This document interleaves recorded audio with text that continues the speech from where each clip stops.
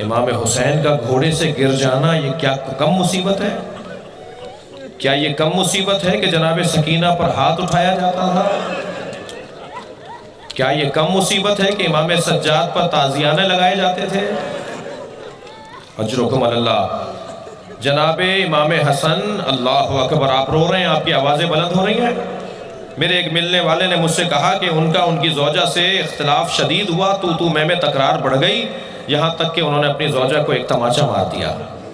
جب 2-3 دن کے بعد اپنی بیوی سے معافی مانگنے لگے کہ میں نے آپ کو مارا، مجھے معاف کر دیں، تو میری بیوی مجھ سے کہنے لگی آئندہ کبھی ایسا ہو آپ غصے پہ قابو نہ کر رہے ہوں تو بس اتنا ضرور خیال کیجئے گا میرے بچوں کے سامنے نہ ماریے گا۔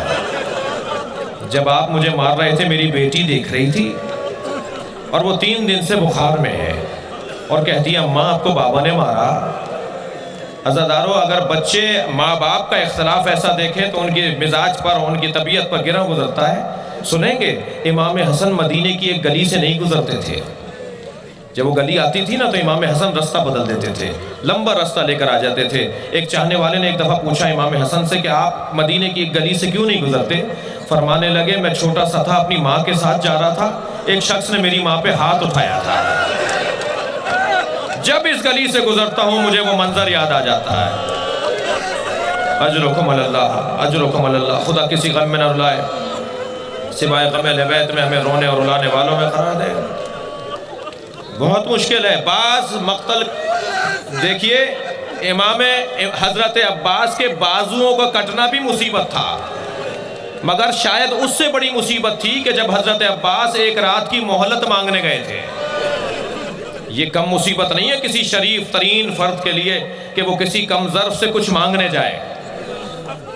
آدھی موت واقع ہو جاتی ہے ایسے کیفیت میں۔ ہمارے ہاں سندھ کے ایک ذاکر تھے، ایک عالم تھے، جب جناب زہرا کے وہ مصائب پڑھتے تھے نا تو وہ ممبر پر بیٹھ کر اپنی جیب سے کاغذ نکالتے تھے، اسے ٹکڑے ٹکڑے کر کے زمین پر پھینک دیتے تھے اور پھر ممبر سے اتر کے جاتے تھے، ان ٹکڑوں کو بینتے تھے، پھر آ کر ممبر پہ بیٹھ جاتے تھے اور رونے والوں سے پوچھتے تھے بتاؤ کتنی دیر لگی؟ تو عزادار کہتے تھے چند لمحے لگے۔ تو وہ روتے ہوئے کہتے تھے جنہیں تم چند لمحے کہہ رہے ہو نا فاطمہ بوڑھی ہو گئی تھی، وہ نبی کی تحریر جو پھاڑی گئی تھی اسے بیننے میں۔ اجرکم اللہ، اجرکم اللہ۔ خدا کسی غم میں نہ رلائے سوائے غم اہل بیت میں ہمیں رونے اور رلانے والوں میں قرار دے۔ بڑا سخت ہے کربلا کے مصائب۔ میں کہتا ہوں صرف اشارے کنایے میں اگر بات ہو تو ہمارا جگر پھٹنے لگتا ہے۔ آپ نے غور فرمایا کہ حر کو کس چیز نے سب سے زیادہ پریشان کیا؟ شب عاشور ساری رات اپنے خیموں کے گرد چکر کاٹتا رہا۔ جب اس کے بیٹے علی نے پوچھا نا کہ بابا آپ پریشان کیوں؟ تو کہنے لگا مجھے ایک چیز پریشان کر رہی ہے، جب میں نے حسین کے گھوڑے کی لگام پکڑی تھی تو زینب کے رونے کی آواز آئی تھی، یہ مجھے چیز پریشان کرتی ہے کہ میں نے زینب کو رلایا تھا، علی کی بیٹی کو رلایا تھا، نبی کی نواسی کو رلایا تھا۔ اجرکم اللہ، اجرکم اللہ۔ خدا کسی غم میں نہ رلائے۔ چند مصائب کے مرحلے اور لیں گے عزادارو۔ آج 5 محرم ہے نا، آپ آمادہ ہیں رونے کے لیے؟ تو چلیے ذرا جناب زینب کو ان کے بچوں کا پرسہ دیں، اور تھک کر نہیں روئیں گے جس کو جتنا رونا آ رہا ہو، اس لیے کہ امام رضا دعا دیتے ہیں ان لوگوں کو جو بلند آواز سے گریا کرتے ہیں۔ امام صادق ان کے لیے ہاتھ بلند کر دیتے ہیں دعا کے لیے جو امام حسین کے غم میں گریا کرتے ہیں۔ عزادارو، کربلا کے میدان میں کیسے کیسے گلشن اجڑے ہیں، اس کا اندازہ لگانا بڑا مشکل ہے۔ آپ کے گھروں میں بھی خواتین بھی بیٹھی ہیں، مجلس سن رہی ہیں، آپ کے گھروں میں بھی بچے ہیں نا۔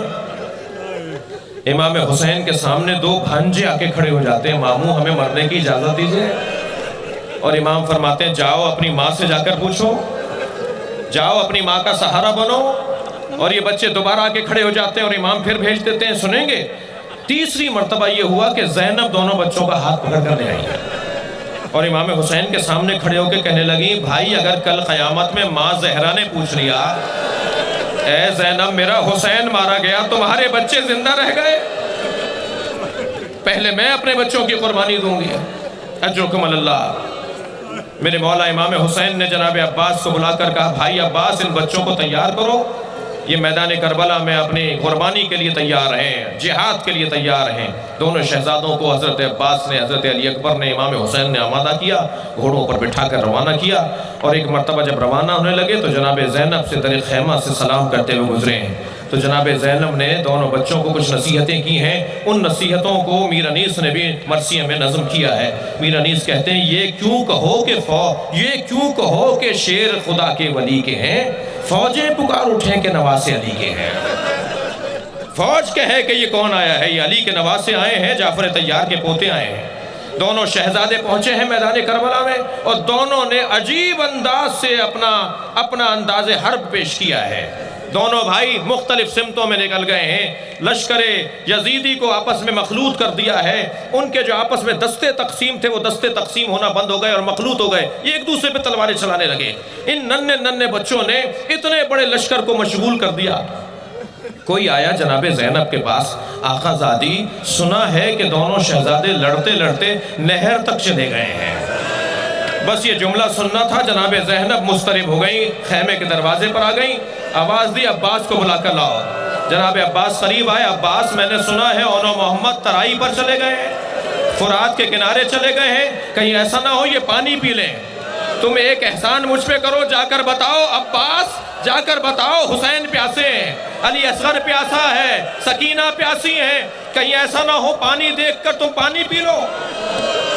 اجر و کمال اللہ، اجر و کمال اللہ۔ آپ کی آوازیں بلند ہو رہی ہیں، حق ہے اہل بیت کے ان ایام میں گریہ کرنے کا، پرسہ دینے کا۔ جناب عباس میدان کربلا میں روانہ ہوئے۔ محمد حضرت عباس کو نظر آئے، آواز دے کر کہا محمد اون کہاں ہے؟ کہا ماموں اون ترائی کے کنارے کی طرف گئے لڑتے ہوئے۔ کہا تم جنگ چھوڑو اور جا کے بھائی سے کہو تمہاری ماں پریشان ہو رہی ہے، اور نہر کی طرف آئندہ نہیں جانا، اور یاد رکھنا کہ سب پیاسے ہیں، پانی کہیں نہ پی لو۔ دونوں شہزادوں کو یہ یاد دلایا گیا کہ سب پیاسے ہیں، تم پانی نہ پی لو کہیں۔ دونوں بچوں نے اپنی شجاعت کے جوہر دکھائے ہیں، یہاں تک کہ دونوں کو تیر لگنا شروع ہوئے، زخم بڑھنا شروع ہوئے، اور زخم اتنے بڑھ گئے کہ دونوں شہزادے زمین کربلا پر آ گئے۔ محمد بڑے بھائی ہیں، شہید ہو گئے، اون چھوٹا بھائی ہے، زخمی تھا، اور جیسے ہی اون گرے ہیں تو آواز دی ماموں ہماری مدد کیجیے گا۔ تو عباس بھی آگے بڑھے، مولا حسین بھی آگے بڑھے دونوں بچوں کو لینے کے لیے۔ جب لاشیں اٹھائے ہیں تو اون میں بھی دم تھا۔ ایک لاشا اٹھایا حضرت عباس نے، ایک لاشا اٹھایا حضرت علی اکبر نے۔ امام حسین دونوں لاشوں کے درمیان چل رہے ہیں۔ جب امام لاشیں لے کر آئے ہیں تو آپ نے خیمے میں دونوں لاشوں کو لٹا دیا ہے، اور درمیان میں حسین خود لیٹ گئے ہیں۔ ایک ہاتھ اون کے اوپر رکھا، ایک ہاتھ محمد پہ رکھا، اور پھر اللہ کو گواہ بنا کر کہا میری بہن نے اپنی ساری کمائی قربان کر دی۔ اور ایک مرتبہ آواز دی زینب کو بلاؤ۔ اجر و کمال اللہ۔ ان بیویوں میں جناب زینب نہیں تھی، ڈھونڈ مچی جناب زینب کی کہ زینب کہاں ہے۔ جب دیکھا گیا کہ زینب کہاں ہے تو معلوم ہوا کہ خیمے کی پشت پر سجدہ کر رہی ہیں۔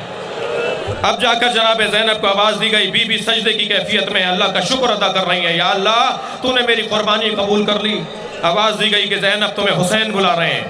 جب آئی ہیں جناب زینب اس خیمے میں کہ جہاں اون و محمد کے لاشیں تھے، ان بچوں کے لاشیں تھے، تو امام حسین نے فرمایا زینب ابھی اون میں دم ہے، تمہیں بلا رہا ہے، یہ تمہیں پکار رہا ہے، اپنی ماں کو یاد کر رہا ہے۔ جناب زینب نے آگے بڑھ کے بچے کا سر اپنی گود میں لے لیا۔ تھکیں گے نہیں عزاداروں، میں آخری جملے کہہ رہا ہوں۔ جناب زینب نے اپنے بچے کا سر اپنی گود میں لیا۔ جب بچے نے ماں کی گود کی گرمی پائی تو آنکھیں کھول دیں۔ کیا دیکھا کہ ماں نے گود میں لیا ہوا ہے، فوراً اپنے دونوں ہاتھ ماں کے گلے میں ڈال دیے اور ایک سوال کیا، حل وفیت امی، اے اماں ہم نے وفاداری کا حق ادا کر دیا، آپ ہم سے راضی ہو گئی؟ جناب زینب نے پیشانی کا بوسہ لے لیا اور آخری جملہ جناب اون نے یہ کہا، اماں جب مدینے واپس جائیے گا تو بابا کو سلام کہیے گا ایک محمد آپ کی طرف سے قربان ہوا، ایک اون ماں کی طرف سے قربان ہوا، ہم نے پانی پیے بغیر جان قربان کر دی۔ اللہ لعنت اللہ علی قوم الظالمین فَسَيَعْلَمُ الَّذِينَ ظَلَمُوا أَيَّ مُنْقَلَبٍ يَنْقَلِبُونَ۔ یا اللہ ان آوازوں پر رحمت نازل فرما، رونے والوں کی توفیقات میں اضافہ فرما، امام زمانہ کے ظہور میں تعجیل فرما۔ ہمارے ملک کی حفاظت فرما۔ ربنا آتنا فی الدنیا حسنۃ وفی الآخرۃ حسنۃ وقنا عذاب النار۔ یا حسین یا حسین۔